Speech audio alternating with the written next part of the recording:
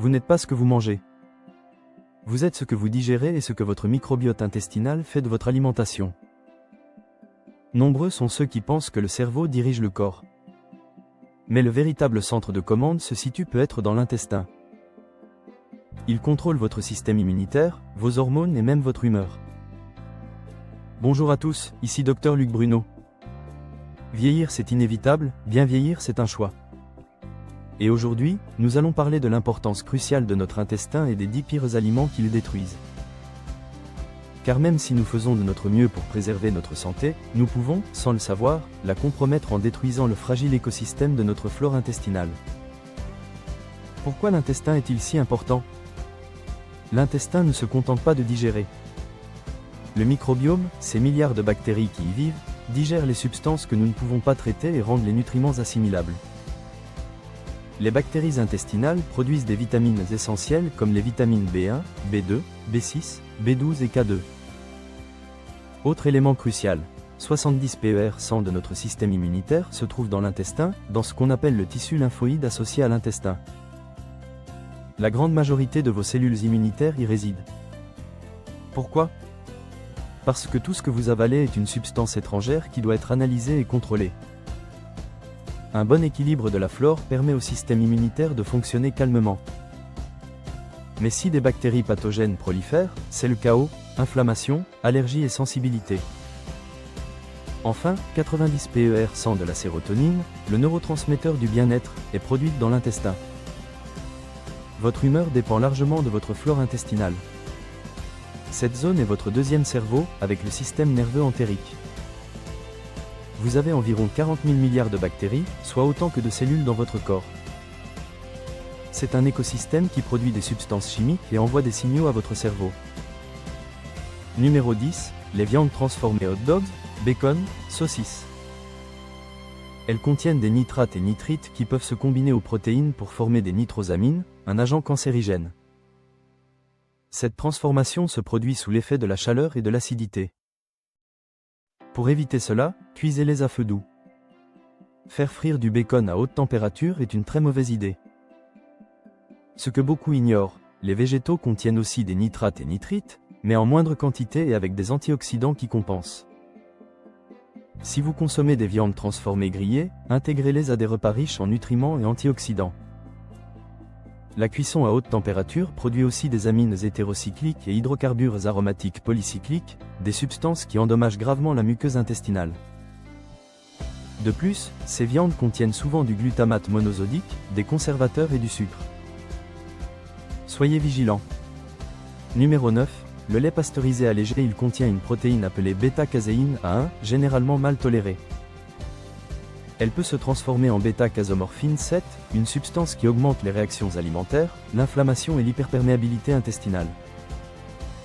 Le lait allégé est pire que le lait entier car la suppression des matières grasses élimine un élément qui atténuait l'irritation. On retire environ 90 PER100 des matières grasses qui agissaient comme tampons. La pasteurisation détruit de nombreux éléments naturels du lait. Le lait cru contient de la lipase et de la lactase, des enzymes qui nous aident à digérer les graisses et à décomposer le lactose. Il contient aussi de la phosphatase, essentielle à l'absorption du calcium et du phosphore. La pasteurisation détruit cette enzyme, et vous n'absorbez qu'une fraction du calcium.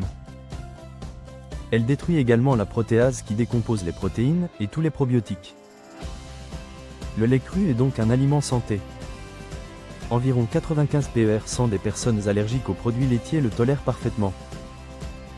Malheureusement, dans la plupart des régions, sa vente est illégale. Idéalement, privilégiez le lait de vache de race A2, qui ne produit pas la protéine irritante A1. Numéro 8, les aliments transformés, sains.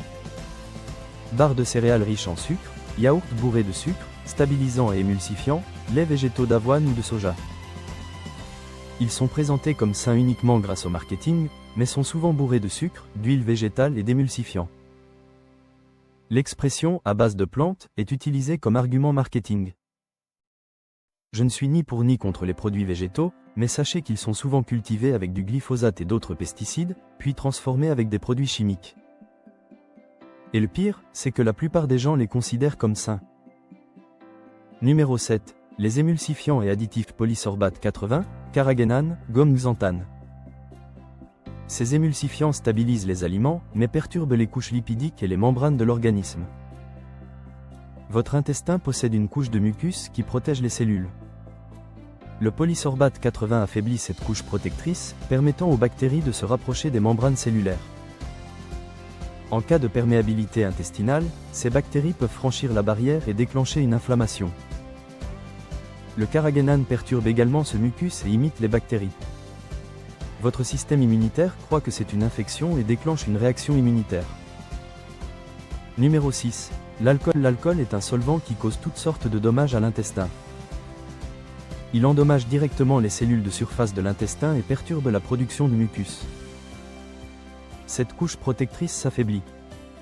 Cela entraîne une plus grande fuite d'endotoxines, notamment de LPS, lipopolysaccharides. Ces toxines produites par les bactéries pathogènes provoquent de l'inflammation. Une étude a montré qu'en injectant du LPS à des participants, tous ont présenté des signes cliniques de dépression en quelques minutes. C'est une preuve de l'importance de la santé intestinale pour notre bien-être global. Numéro 5. Le gluten. Présent en grande quantité dans le blé moderne, il contient de la gliadine, une substance qui augmente la perméabilité intestinale. Le blé hybride moderne peut en contenir jusqu'à 50 fois plus que les céréales anciennes comme le seigle, l'épeautre ou l'orge. Le gluten n'est pas une molécule unique. Il existe des dizaines de types de gluten avec des épitopes différents que le système immunitaire repère. Des réactions croisées peuvent survenir. Si vous consommez du maïs, votre système immunitaire peut l'attaquer en le confondant avec du gluten. Pire encore, une réaction croisée pourrait se produire avec vos propres cellules, entraînant une maladie auto-immune. La forme la plus grave est la maladie cœliaque. Mais ces réactions sont très fréquentes, même si elles sont moins graves. Numéro 4. Les édulcorants artificiels aspartame, sucralose et acésulfame K. Ils perturbent et endommagent la flore intestinale bénéfique. En réduisant les bactéries bénéfiques, on favorise les bactéries pathogènes. Les principales bactéries affectées sont les lactobacilles et les bifidobactéries. Ces édulcorants modifient le rapport firmicute-bactéroïdète. Une augmentation de ce ratio s'accompagne d'une hausse de l'obésité et de la résistance à l'insuline. C'est paradoxal, les gens utilisent ces édulcorants pour réduire leur consommation de sucre et perdre du poids, mais ils perturbent leur flore intestinale et aggravent la situation. L'aspartame peut être le pire. Il se décompose en phénylalanine, que certaines personnes métabolisent mal.